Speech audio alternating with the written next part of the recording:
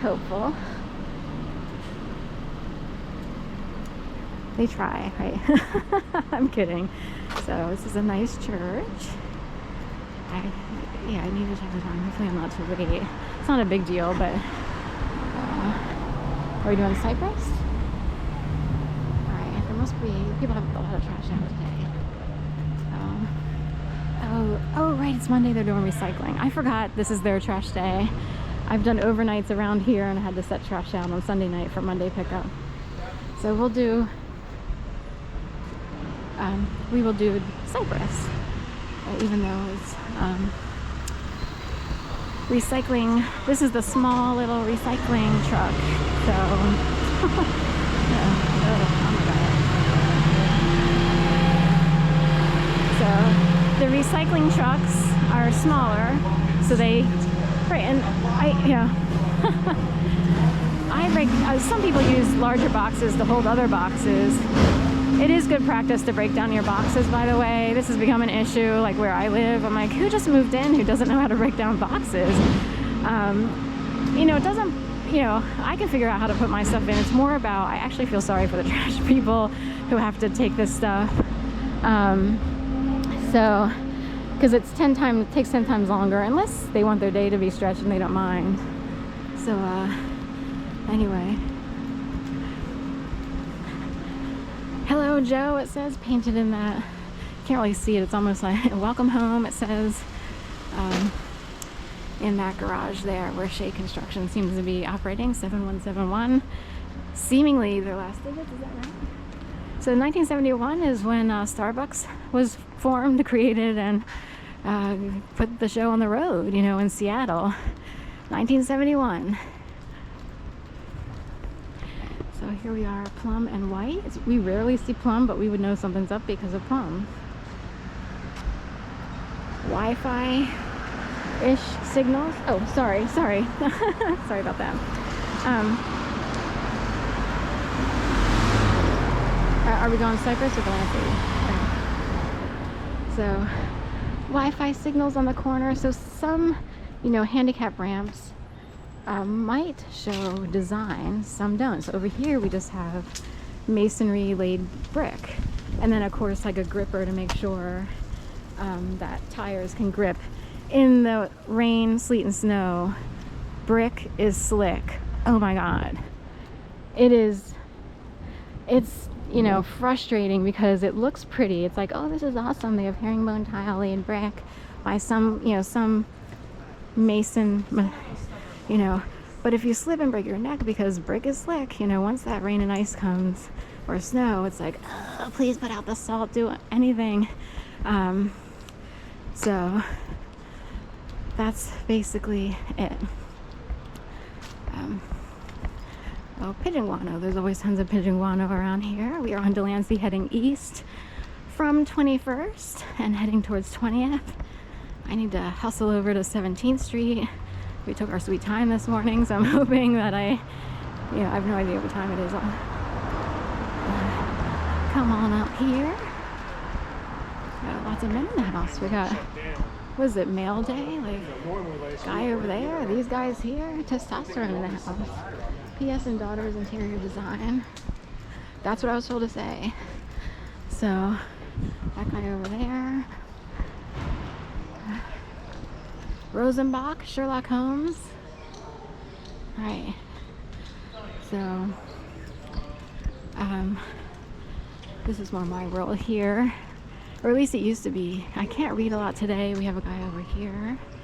So lots going on. They used to have Maurice Sendak, like a special tribute to Maurice Sendak. They've since gotten rid of it. It was here from, up through 2018, 20.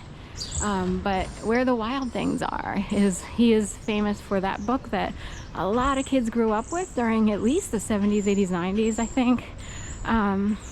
Where the Wild Things Are, and the idea of the monsters under your bed or nighttime scaries or whatever. It probably got an award like a Caldecott or whatever. But he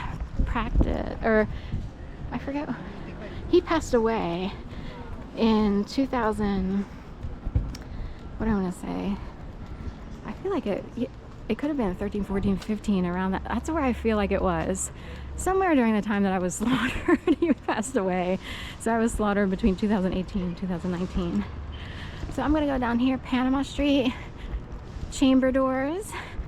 So I have a video on this that actually got a lot of views. I think viewing time period has returned. Summers, usually numbers go down. People are busy, they do other things, they're outdoors. At least in the city, a lot of students come back. So I don't know if that's contributing to like data and like who knows, but there are more views lately, so I really appreciate it. But I have a video, and I have a video on the chamber doors that I call them like medieval doors, that have these design features on the windows where you would look out, and some of them are scarier than others. You know, and I wondered if this section of Panama, 1900 block, which is represented by the, you know, addresses like 1922, 1920, I wondered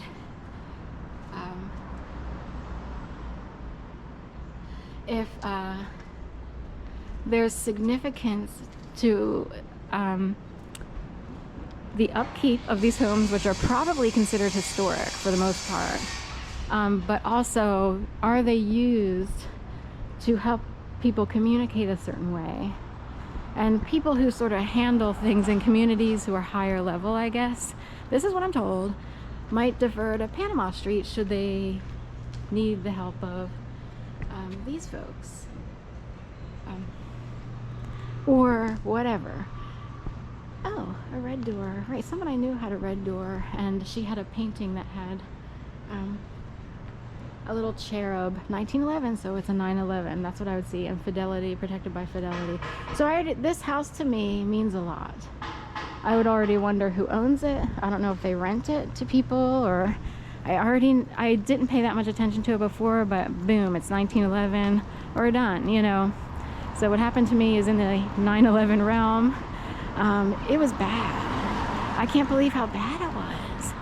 So, and to try to help people, even in my family, who had good intentions, but they didn't know how to speak correctly. So it would be like, oh, do you think you need therapy? Or they would keep thinking it was me. It's like, it's not me. But there are people actually engaging in activity.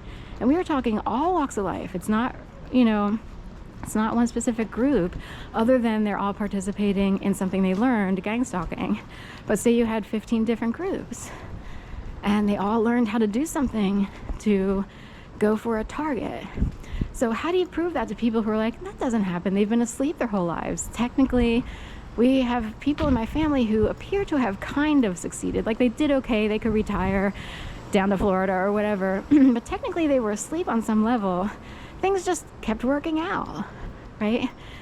You know, they might have been born in the right generation and wound up being able to get an education of a certain type, more training and or business. It's, you know, not a full-on humanities university education, but those small training schools would bode well by them and their personalities, you know.